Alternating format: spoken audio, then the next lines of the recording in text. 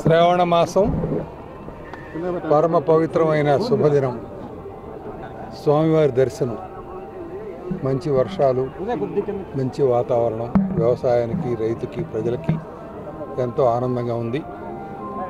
శ్రీవారి చల్లని చూపులు, ఆశీస్సులే కారణం.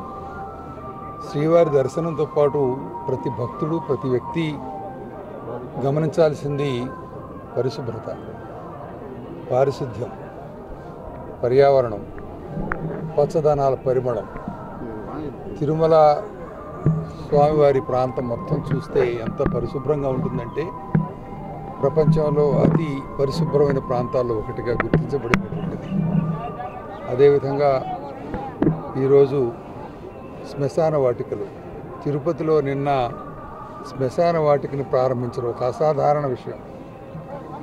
యుగాల బట్టి, శతాబ్దాల బట్టి, దశాబ్దాల బట్టి ప్రతి ఒక్కళ్ళు కూడా పట్టించుకోని అంశం పవిత్రమైనటువంటి శ్మశాన వాటికల్ని అశ్రద్ధ చేయడం.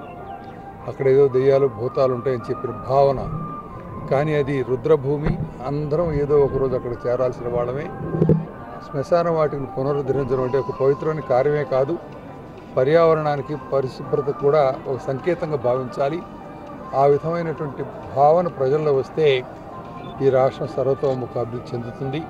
అందుకని ప్రతి ఒక్కరిని కోరుతున్నాను, పరిశుభ్రత గురించి ఆలోచించండి, పారిశుద్ధ్యం గురించి ఆలోచించండి, పచ్చదనాల పరిమళాల గురించి, చెట్లు పెంచడాన్ని ఆలోచించండి, శ్మశాన వాటికలు బాగు చేయండి. ఇవి దేవుని సన్నిధికి చేరే మార్గాలన్నమాట. ఆ విధంగా మార్పు రావాలని కోరుకుంటున్నాను.